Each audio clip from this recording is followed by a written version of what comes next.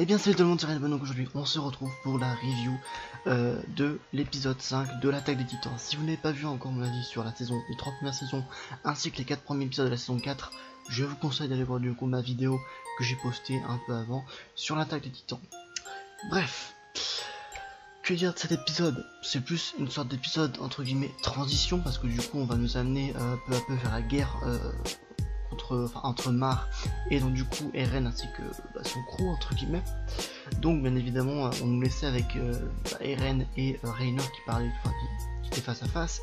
Donc là on va avoir toute une sorte de pas de discours, mais en tout cas Eren et Reiner en tout cas vont se parler et tout simplement Reiner en fait va dire que il a voulu choper Eren pour avoir la paix. Bon, tout simplement Eren va s'en battre les couilles, il va dire moi je vais exterminer mes amis. Bon, voilà pourquoi selon moi en fait je trouve que c'était un peu inutile ce discours. Après bien évidemment on a découvert du coup un peu plus sur la famille Fritz, donc tout simplement je pense des grands-parents de la famille de Historia qui finalement on pensait que il s'était fait battre par des habitants, par un guerrier de Mar. Finalement c'est lui carrément qui est parti. Donc voilà, c'est juste un petit truc dans l'histoire qui a bon, les guerriers de Mar et tout ça, toutes les personnes qui étaient à Mar pensaient que c'était de bas un guerrier de Mar qui avait chassé la famille Fritz. Bon finalement c'est lui-même qui est parti. Bon, ça n'a pas franchement d'incidence sur la suite de l'histoire en tout cas. Bon, après je sais pas, mais enfin de mon point de vue je pense pas. Après à voir, s'il faut ça va, je dis que de la merde et ça va complètement changer. Ensuite je suis assez content parce que du coup on a pu voir le père de Annie tout simplement, qui on ne sait pas où elle est passée.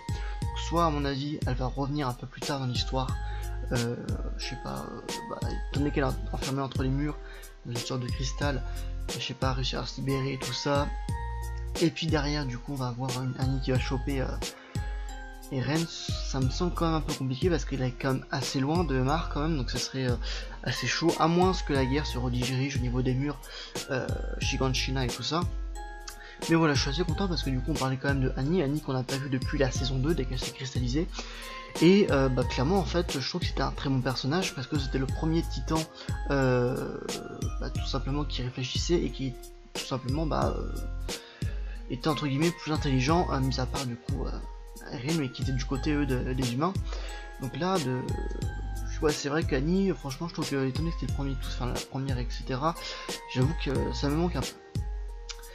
Ensuite après en soi l'épisode est bon, c'est pas un épisode excellent comme je vous l'ai dit, c'est plus un épisode de transition qui va nous amener quelque chose d'incroyable bien évidemment. Attention, je ne dis pas que c'est un épisode nul, mais en tout cas c'est plus un épisode qui va nous amener vers une guerre.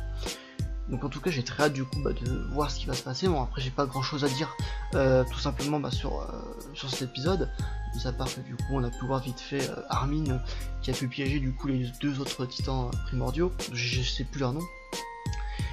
Alors après une question que je me pose, est-ce qu'il compte utiliser également Armin? Parce que c'est sûr, Eren du coup on l'a vu à la fin de l'épisode, il se transformait en titan.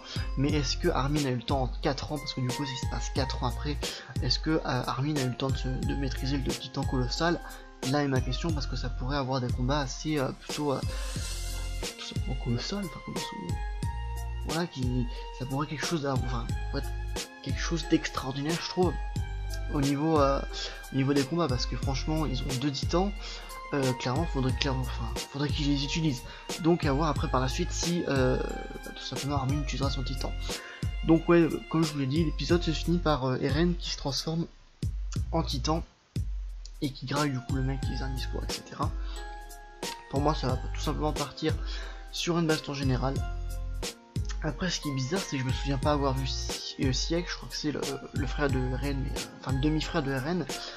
Je sais, il me semble pas l'avoir vu parce que du coup Reiner était en train de parler avec Eren, et puis les deux autres titans étaient en train de suivre tout simplement Armin.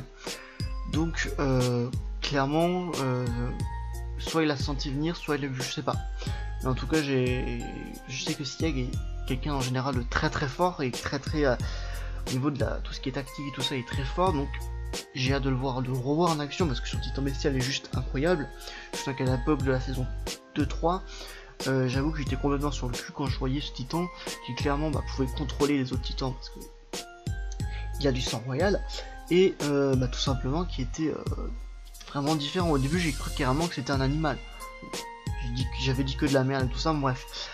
Mais en tout cas j'ai très hâte de voir cette guerre qui va arriver clairement au prochain épisode, donc de la semaine prochaine, qui va être incroyable pour moi, je pense. À mon avis, bon voilà, va falloir s'armer de patience avant la semaine prochaine, quoi. Voilà, c'est tout ce que j'avais à dire sur cet épisode, parce que c'est vrai qu'il s'est pas passé grand chose, mis à part Eren, comme je dis, qui se transforme en titan.